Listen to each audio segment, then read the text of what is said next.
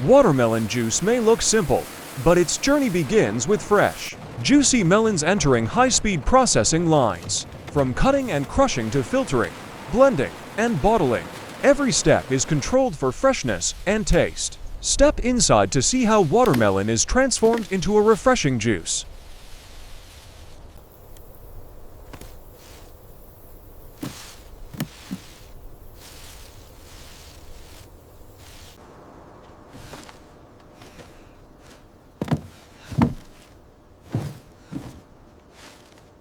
Watch your side, it's heavy. Got it. Slide it over here.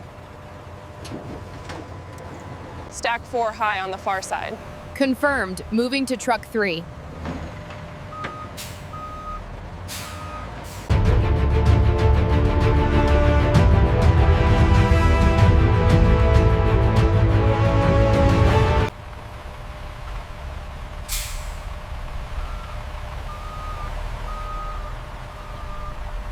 Watch the fluctuation here, then record the stable weight.